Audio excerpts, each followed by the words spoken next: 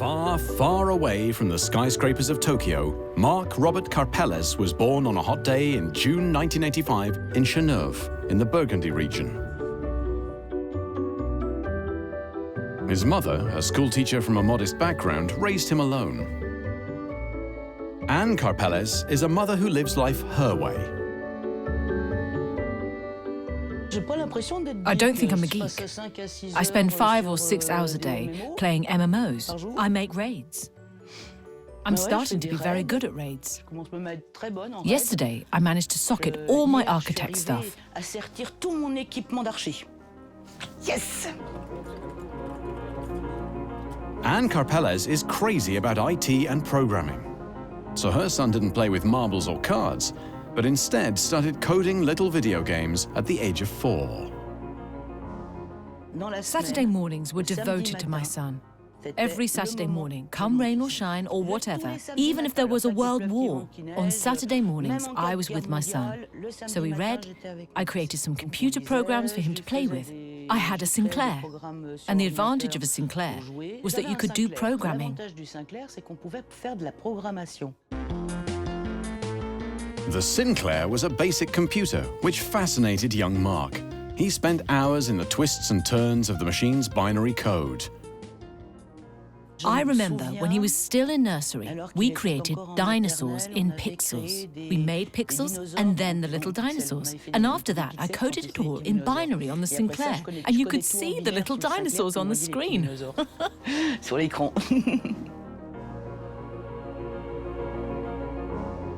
He was fascinated from the start. Mark Karpelès preferred the keyboard to construction toys and the virtual world to toy cars. He was a bright little boy, and in particular, very precise and meticulous. He was a curious child, cheerful, happy. And when he set to work on something, he was extremely focused. He learned quickly, much more quickly than other children of his age. Before he started school, he could already read and count perfectly. In the first year of primary school, the teacher had very fixed ideas about what a child should know at certain times of the year. And unfortunately, my son was way ahead. That year, Anne had her son's intelligence tested. The result was a much higher than average.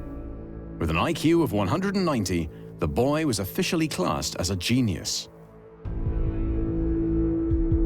Julien Laglace met Mark Karpelès in Japan 20 years later. As a close friend, he knows about his spectacular ability to learn. He does things at double speed, quite naturally. If he likes something, he'll see something, read something, and take it on board right away. To make an analogy with The Matrix, it's like when Neo is plugged in at the beginning of the film, and he learns kung fu and how to fly a helicopter. Mark's a bit like that. He learns something, and it's assimilated. We knew he was gifted. He had an intellectual age of 12 when he was 7. But this overdeveloped intelligence didn't fit into traditional education and placed Mark outside the school system. In 1992, Anne changed her job and was able to move to find a specialized school. They left the countryside for Paris.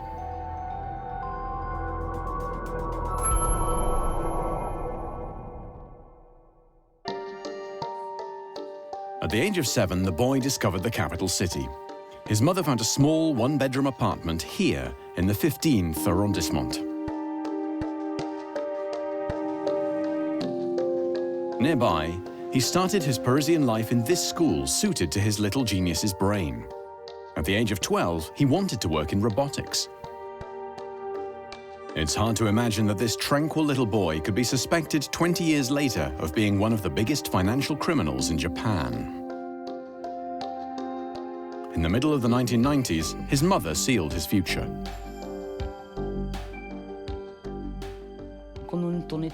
When we were in Paris, I was able to buy a Macintosh, and we saw the appearance of hypertext. Hypertext is when you click on a link. The idea that you could be sent from one thing to another, and then another, and then you could recall data from one place and put it in something else, was completely fascinating to him. With the increased IT possibilities offered by the internet, the young teenager became troubled. He developed an almost clinical obsession with his computer. David Perron is one of the few sociologists to have figured out how geek culture works, where IT plays an important part. In the people I've met, I've seen a sort of desire for control, which they don't have in real life, so they want to get it elsewhere. It's simply the pleasure of having control over things that are more easily controlled than the complexity of the world we live in. IT is very complex. It requires a lot of work, but once you've mastered coding, you start to see how it all works inside, so that it becomes a pleasure to discover what goes on behind and to think you might be able to do the same thing.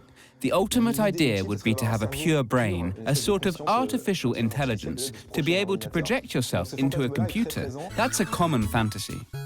In the 90s, IT and video games often went with comic books, genre films, and TV shows, but especially manga. Thanks to these Japanese comics, a brightly colored imaginary world opened up to Mark Karpelès.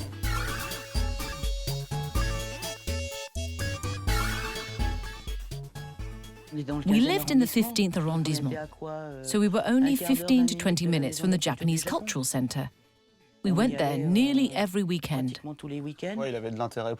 He was interested in Japan as a teenager. I know he watched a lot of animes, and still does. It was kind of the kids' TV that a lot of teenagers watched. Japan was a fantastic and fantasy country that Mark idealized more and more.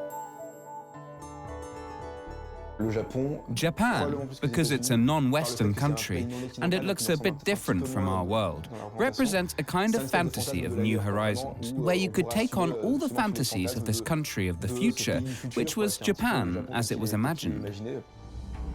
But in the 1990s, it wasn't easy being a geek. In films and TV shows of the time, the geek was usually a pale, uncool teenager who was called all sorts of names. Nerd, no-life, geek. There are other words in English that we don't use so much, like dork, things like that. They basically mean loser, people who are separate and different. There's often the idea that they are antisocial, strange, and too focused. The classic geek is a boy, not very tall, skinny, pale, with big glasses. The glasses are a symbol of their intellectuality, a control, and spending too much time on intellectual activities. Naturally, Mark wasn't the most popular teenager in his school. At 15, he isolated himself more and more, preferring the company of his manga characters.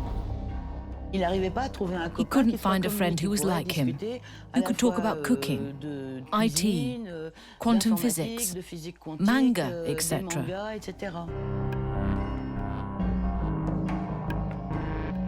Ill at ease, hyper-intelligent but very naive, Mark was the perfect teenage victim.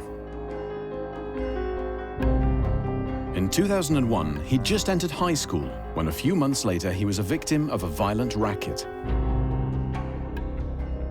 He doesn't know how to say no. And as he's kind and nice and brilliant, he attracts people. Good people and not so good. This was an organized gang that threatened young people to make them steal their parents' credit cards and then use them to buy mobile phones, but not 5 or 6. It was 200 to 300, which they sold cheap.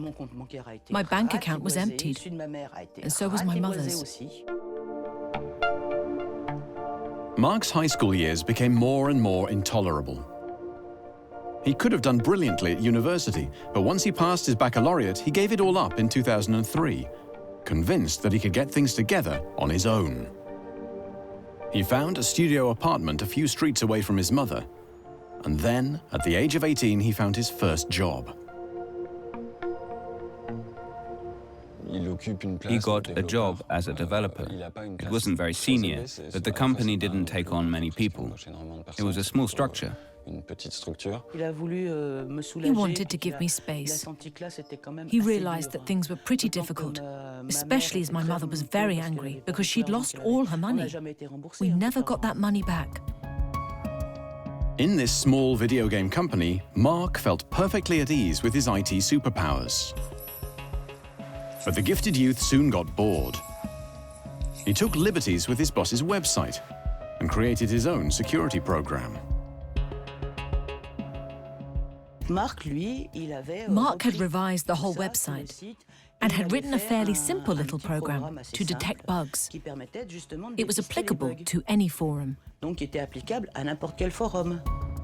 A few years later, in 2007, Gilles Ridel became Mark Karpelès' second boss. He recognizes the difficulties that the young geek had in his first job. Mark isn't a typical employee.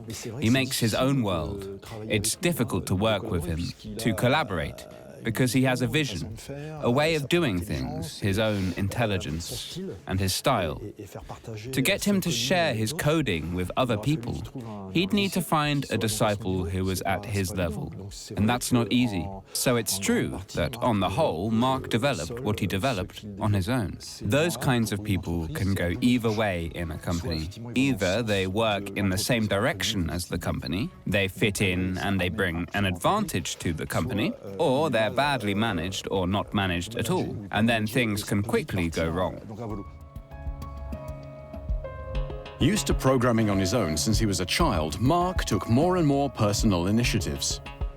In 2005, he put systems in place to divert confidential data from the company.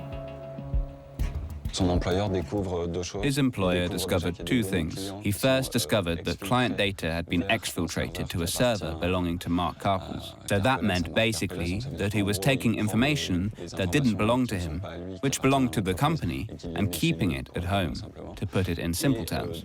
And secondly, his employer discovered that a domain name, so an internet address, which belonged to the company, was linked to a website that belonged to Karpelès. So the boss quite simply suspected fraud. Donc là, le directeur soupçonne une arnaque tout simplement. About this time, a blog appeared on the internet, written by a mystery person called Magical Tux. In French, this means magical penguin. The name was a direct reference to the brand character of Linux, an open-source operating system very popular with IT programmers.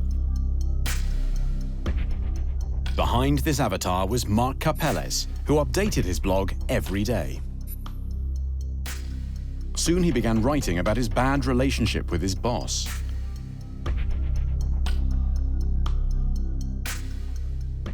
He said about his problems with his employer that it was linked to his depressed state at the time. I think it was a period when he rarely went to his workplace because he said he was depressed and couldn't go there every day.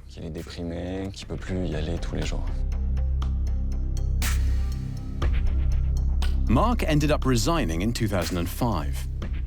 His first experience of work was a failure, and worse, his boss filed a complaint against him for hacking. Aged only 20 and out of work, he took refuge behind his screen.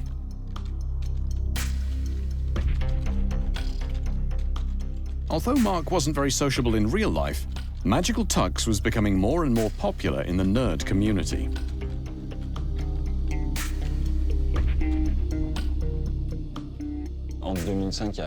In 2005, there were already quite a lot of blogs, but he gained a certain following because he wrote a lot, because he wrote for a certain community, which he himself identified with. So he gained an audience.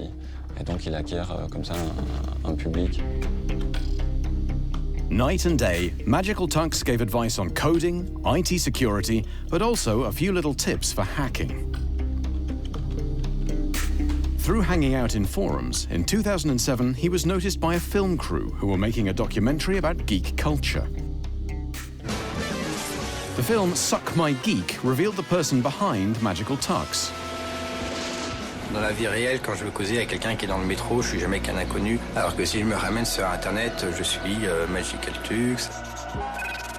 This was really the time when I saw on internet forums an explosion in the use of the word geek as a self-identifier. That documentary crystallized that.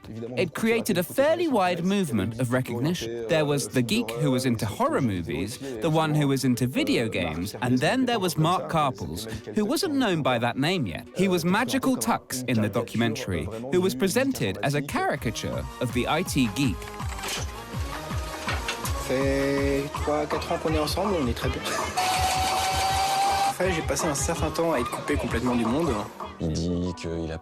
He said that he had no friends, apart from in JPEG and Avid, which are two computer file formats. That his hobbies were quantum physics or coding. Basically, he wasn't interested in anything that wasn't to do with IT.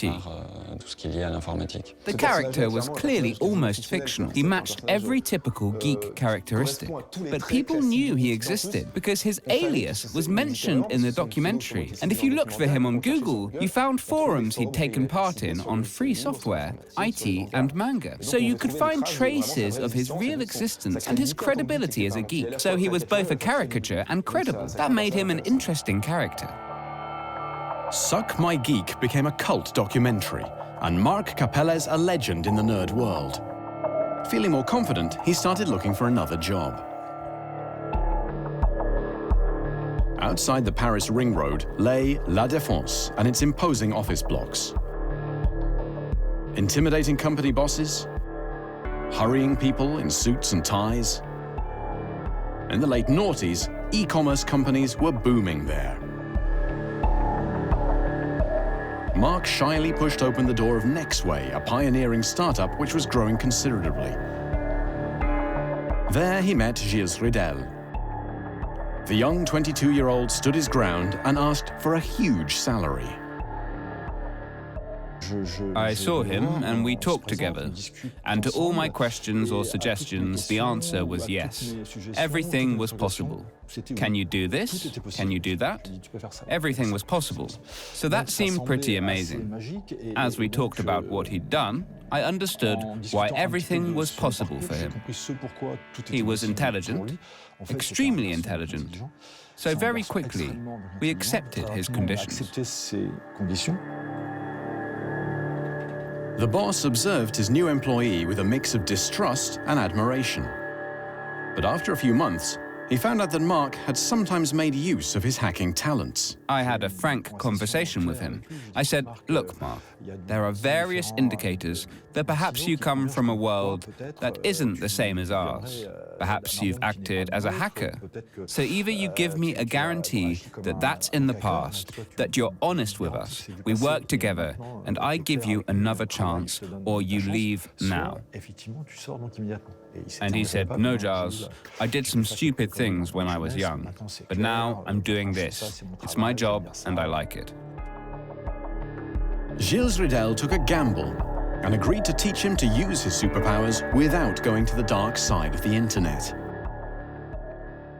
When you're talking about geeks, there's a bit of autism involved. They're a bit withdrawn. They're in their own world. These are kids that keep going unless you tell them not to. So they keep going. They have no limits. That's Mark. If you don't say stop, he keeps going. If you say stop, he understands. If I say don't do that for this or that reason, he understands perfectly. Mark worked constantly, day and night. For the first time, he seemed to have found stability among people who accepted his almost pathological obsessions with kindness.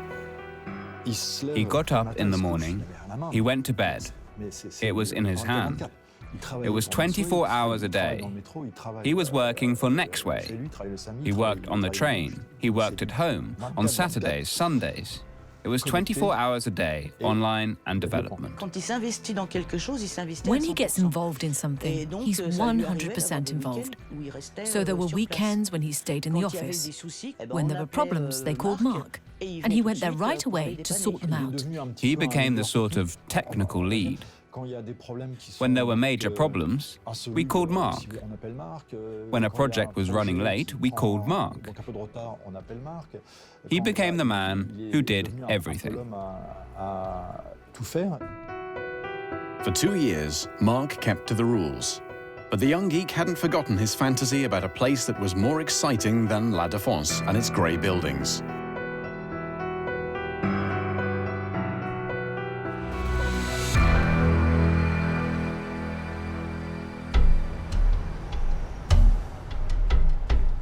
When he was only 24, he felt ready for his great adventure. Alone, 6,000 miles away from home.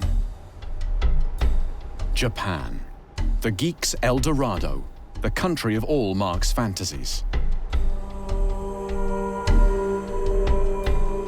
In 2009, when he arrived in Tokyo, he finally discovered the city he had idealized since childhood. He came across characters like his manga, and lost himself in this brightly colored, luminous, and effervescent city.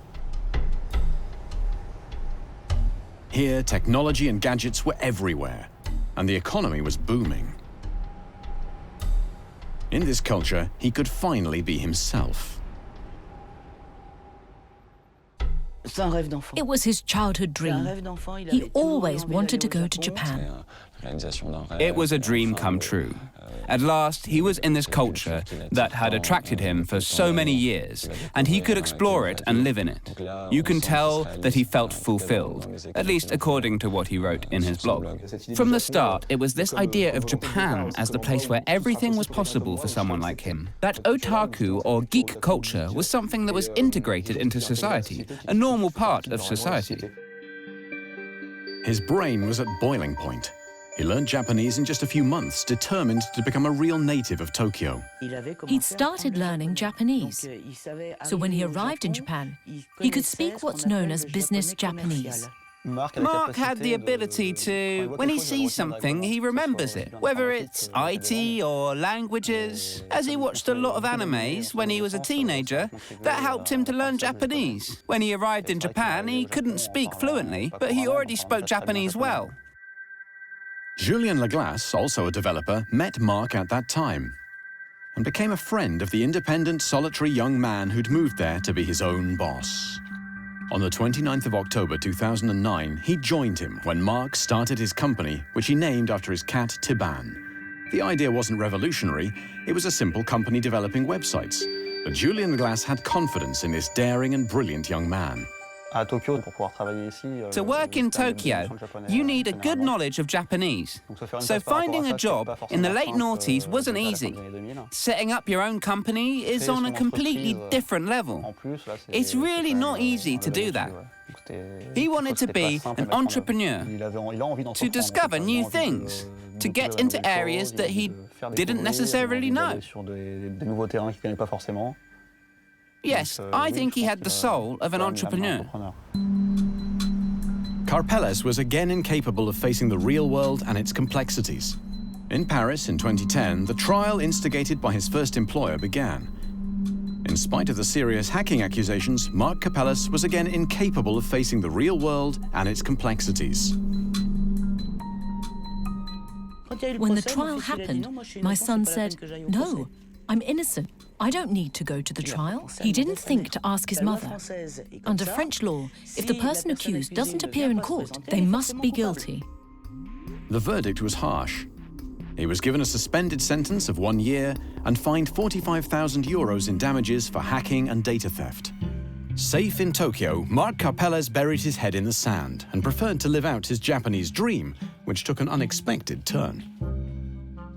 At the age of 25, Mark met a Japanese woman, got married, and even became a father. Communicating as well as ever, he naturally didn't think of telling his family. My son completely omitted to tell me that he got married. Yes, he did tell me I was a grandmother. I said, "That's very nice. But who with?" "Oh, damn." "Yes, I think you forgot to tell someone about your wedding." A family, a company. Apart from the guilty verdict in Paris, everything seemed perfect. But it was a chance conversation with a client that would really turn his life upside down. One of his clients at Tibane, his company where he managed accommodation, asked if he could be paid in Bitcoin. I think it was that person who told Mark about Bitcoin. Bitcoin was a virtual currency created just a year earlier. Bitcoin is a cryptographic currency. It's a currency that exists on the internet, which allows anyone to exchange securities, called bitcoins, very freely and simply, which can then be exchanged for euros or dollars using the internet network, and all this in a very secure way. Bitcoin is distributed and only relies on the size of the network itself to make it secure. So it's a decentralized currency. Mark was immediately intrigued. He was fascinated by the technology and wanted to understand everything about the system. He immersed himself in scientific, technological, and IT publications. He wanted to know everything about this cryptocurrency. Even before seeing a way to make money, he wanted to be part of the Bitcoin adventure. He wanted to test the technology. It was a good way to test the technology. He wanted to see how Bitcoin evolved. He wanted to see what he could do with it, aside from the financial aspect, which didn't interest him at the start. At the time when he bought Bitcoin, it was worth virtually nothing. It was really to test the new technology and to see how it could potentially rival existing currencies. How could this currency compete with other currencies? And which companies were already using it? He headed to Shinjuku, in the business neighborhood of Tokyo. Amongst the towers, he found this company, Mt. Gox, one of the few platforms which used the cryptocurrency. At the time, the company specialized in the exchange of magic cards, a game set in the heroic fantasy world where two-headed trolls and wizards battle each other with spells.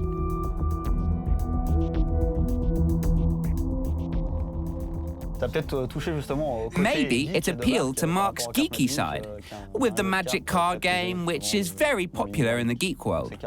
The cards have different properties. It's a role-playing game, a battle between several players. In March 2011, Mark bought Mt. Gox for almost nothing. His idea was to use the existing platform and replace the magic cards with bitcoins. Kim Nielsen is Swedish. He's investigating the Mt. Gox case independently from Japanese investigators, but in 2011, he suspected nothing and was among the platform's first clients. It's a trading place where you would if you want to buy bitcoins, you would send Mt. Gox your regular money throughout a normal bank transfer. And then on Mt. Gox, you would be able to trade this money for bitcoin with other people on an open exchange. Mt. Gox was one of the first Bitcoin exchange platforms. At the same time, the cryptocurrency was in the media more and more, and new accounts were being opened every day. That aroused the interest of cybercriminals.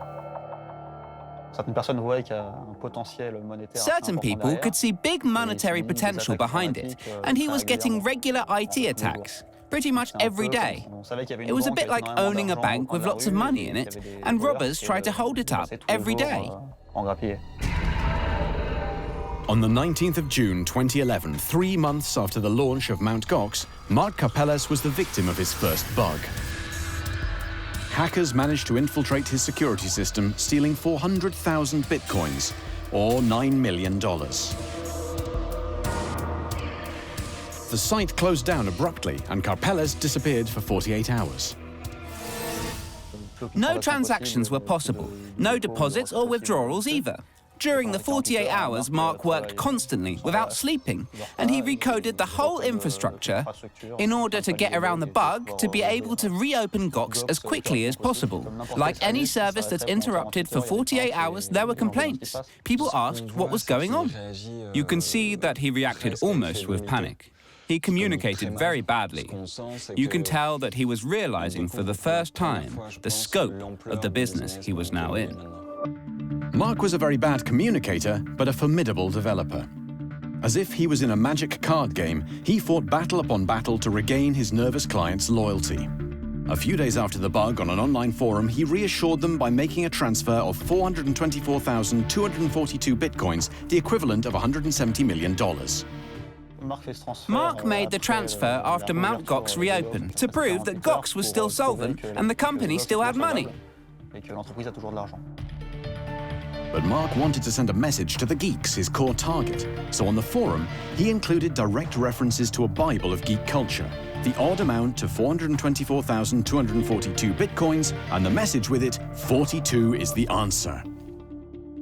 It comes from a science fiction book, H2G2, The Hitchhiker's Guide to the Galaxy. It was also a movie. Geeks love to play with references. It shows their expertise and knowledge, which they cultivate. It gives a social aspect. Did you get the reference? So did I. We're in it together. I've interviewed lots of geeks wearing t-shirts with 42 on, or other similar references. It's quite a romantic idea. And his strategy worked. His clients gradually came back. Within a few months, Mt. Gox had doubled its client base. Ken Shishido, like many others at the time, was among the wave of new users who were drawn in by Mt. Gox to using this virtual currency. When Bitcoin price started going up from $10 to $250, that's 25-fold in short of 1 or 2 months. That had attracted a lot of attention, and suddenly people got so excited and they really had to be in a long queue to open account at Mt. Gox. The most important thing for an exchange platform is liquidity. The greater the volume of exchanges, the more people who are on it, and it creates a network effect. There was a surge effect, which meant that Mt. Gox quickly became the benchmark for exchanging Bitcoin. Around this time, Thomas Glucksmann, a marketing specialist, applied to Mt. Gox. He went to the company offices to meet the young Frenchman everyone was talking about. The first time I met Mark, I didn't know that he was CEO because he was fiddling with, I think it was the programming of the automatic door or something like that. And he was dressed in a t-shirt with some sort of geeky slogan and jeans. So I assumed he was probably the IT technician or a developer who was just quite, hands-on with fixing the door. He was hired and witnessed the company's dizzying rise. So people came to us because they thought, okay, well, Mt. Gox is the, many people used our Bitcoin price as the reference price, or, we had the most media mentions, or we were the one that everybody was talking about. So of course everybody would come to us. During that time, it was able to assume around 70-80% of the market share for those exchanges, Bitcoin exchanges. 2 years later, in 2013, one Bitcoin was worth $1,000, and Mt. Gox was handling between $5 to $8 million per day. The more Bitcoin increased in value, the more clients there were, and the more the platform grew. Mark Karpelès was managing 127,000 user accounts and employed about 60 staff. He tripled his workforce in just a year. We were growing so quickly, and we were really, dominating the space, and there was a lot of media attention on us, and a lot of people wanted to partner with us or invest in us, etc. It was very, very exciting. In a way, we were always thinking that we would become the Google of Bitcoin. Mt. Gox was compared to Google, Karpelès to Zuckerberg, the founder of Facebook. The young genius was getting his own back. At that time, the world's press was talking about the geek from Dijon who'd become the Bitcoin Baron. He had a few titles like the Bitcoin Baron or the Bitcoin Godfather. 2 or 3 years before, he was just a developer working for an IT company, and then now he's in charge of this exchange, which is doing like multi-billion-dollar trading volumes. In terms of like Bitcoin, and his name is all over the internet and all over the media. It was the ultimate career path of the geek who succeeded in the digital economy.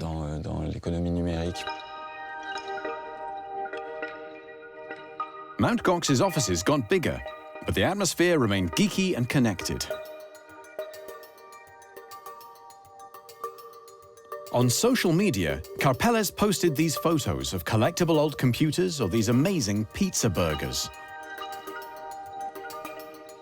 You know, there was just bits of computers everywhere, wires and new servers. There was always like new gadgets and technology being delivered to the office that he would, I guess, play around with. So he was more of a, I mean, in his office especially, it came across as more of a hacker. Mark was living his childhood dream. He moved to Meguro, south of Shibuya, and the most stylish neighborhood in Tokyo. His apartment was high up in this tower block dominating the city, and it cost $10,000 per month.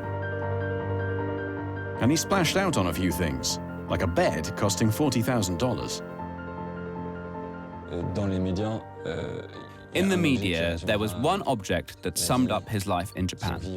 It was a king-size bed that he bought. It was all over the press, and it became the symbol of his megalomania. There was this guy from Dijon, a geek, who had invested and had some success. And now he thinks he's king of the world. That was his Bitcoin baron period. It was a big apartment for Tokyo standards, but even for, like, I guess, European standards too. It was a big place, definitely, and I forgot what level it was, but you know, quite high up with a very nice view, and you know, a big TV. You know, definitely had a lot of space dedicated to his cat. It's sort of the kind of apartment that you expect from the CEO of, let's say, like a Fortune 500. The Bitcoin baron seemed to be living the high life, but in reality, things weren't so bright and shiny. In his tall tower, where he reigned over his Bitcoin kingdom, the king was alone. His wife and son had moved to the outskirts of the city. 2 years after the wedding, the marriage was over. I went to see my grandson, my son, and my daughter-in-law. In fact, he called me urgently because his wife wanted to divorce. He didn't say that, but yeah. He had a house in the suburbs of Tokyo, a nice little house where his wife and son lived. But he spent the week, and even weekends, in his apartment in Tokyo. So Mark spent more and more time in the office. But there were problems there too. The company boss might have had 60 employees, but he had trouble delegating.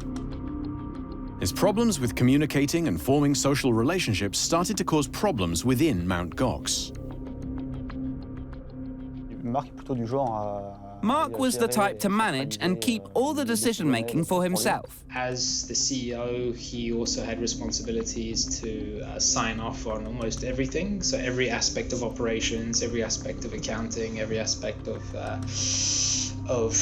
business development, marketing, any budget or anything that needs to be spent, he had to sign off on that. Being immersed in his own world, Mark was clearly not up to managing a company like Mt. Gox. By wanting to control everything himself, he made a serious mistake.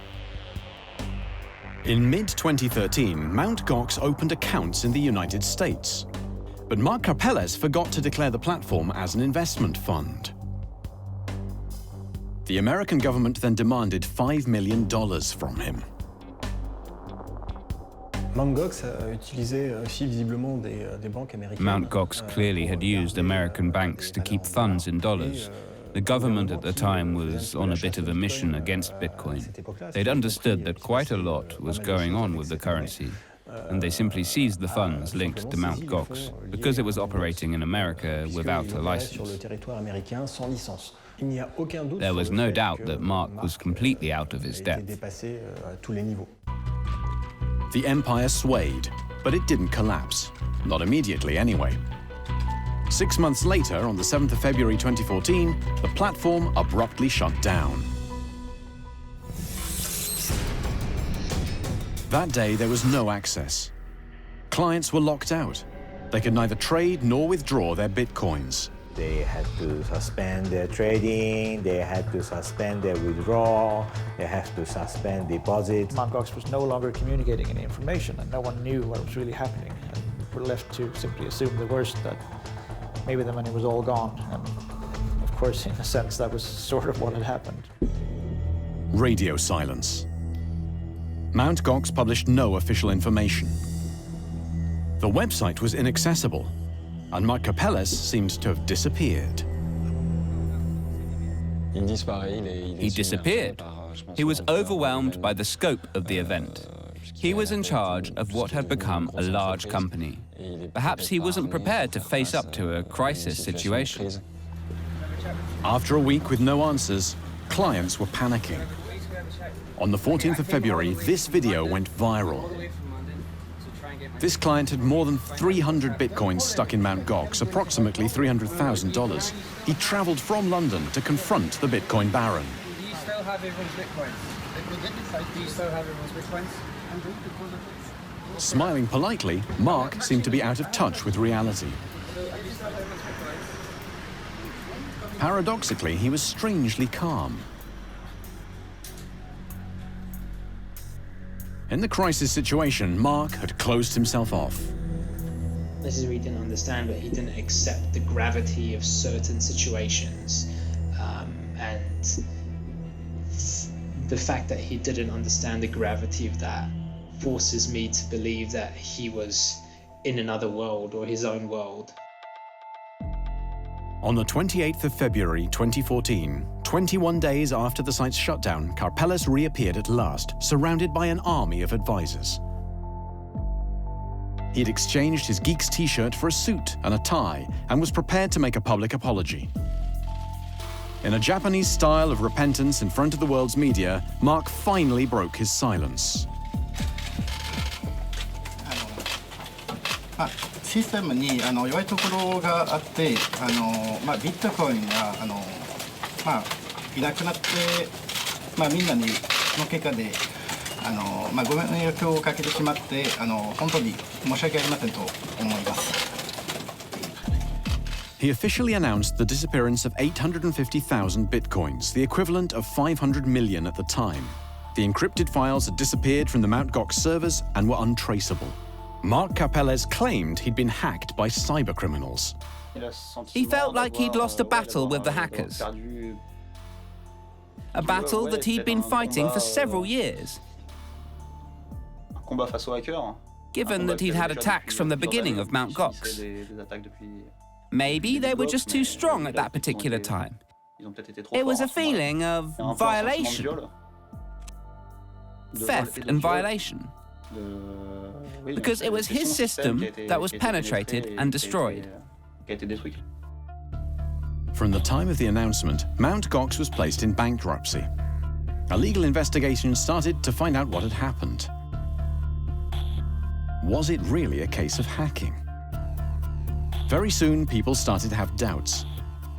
Some specialists, like Kim Nielsen, suspected Karpelès of misappropriating the bitcoins. The charges against Mark Karpelès is that he manipulated records on the exchange. That this presumably means that he manipulated the numbers or accounts or balances or that sort of thing.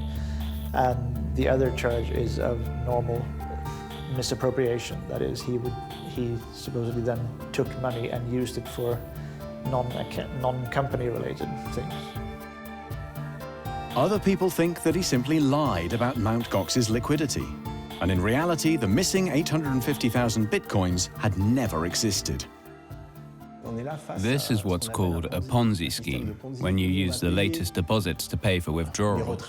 If someone wanted to make a withdrawal, Mark probably waited for someone to make a deposit and paid the person making the withdrawal with that. So as long as Bitcoin continued to rise in value and people kept coming in, the system worked. For those close to him, Mark was incapable of such a deception. Even after Mt. Gox shut down, he was still working to find out what had happened. He could have earned a lot more over the long term than $500 million in one go. He could have carried on running Mt. Gox for years and years. Or he could have sold it after 10 years at an incredible profit. If you had $400 million in your pocket, would you stay there? Wouldn't you rather go to a tax haven or a place with no extradition? That's what I think. You wouldn't stay there, begging for work. For a year, Mark remained free. He even cooperated with Japanese police. But in the summer of 2015, the former boss felt something was about to change. He was working on a Friday. A lot of journalists were outside, more than usual. There was a rumour that he might be arrested, but we'd heard the same rumour 3 weeks before when there was a lot of journalists and nothing had happened. On the 1st of August 2015, Karpelès was arrested. With his cap pulled down over his face and wearing a tight t-shirt, he didn't look like a baron anymore. The picture was flashed around the world. 6,000 miles away, Anne Karpelès soon heard her son had been arrested. A friend phoned me that night. She said, "Have you heard about Robert?" "Yes, Robert, because we call him Robert here in France." I said, "What about him?" "He's just been arrested." "What?" Mark was accused by the Japanese authorities of misappropriating $1 million. He was remanded in custody for 6 weeks before being moved to this prison under constant surveillance. It's a small cell with a bed, table and chair. He's filmed 24 hours a day. The light is never switched off. He's allowed out for 1 hour a day, surrounded by 5 guards. He's been placed in total isolation. I find that utterly incredible. You'd think he represented a danger to society, to the world at large. I think it's more important for him to be denied online access than for him to be denied freedom. It's a double punishment. He's in prison and he has no online access. That's intolerable for him. 1 year on, he's still being held in these extreme conditions until the police investigation is complete. In recent months, Anne Karpelès has received news from him. My son can now write to me, yes. How did it feel when you received his first letter? I was pleased. It took me 3 weeks to reply because I had so much to tell him that I didn't know where to start. In his cell, cut off from the world and his computer, he's taken refuge in his memories. Recently, as I've nothing better to do, I've been trying to get my memories straight, good or bad.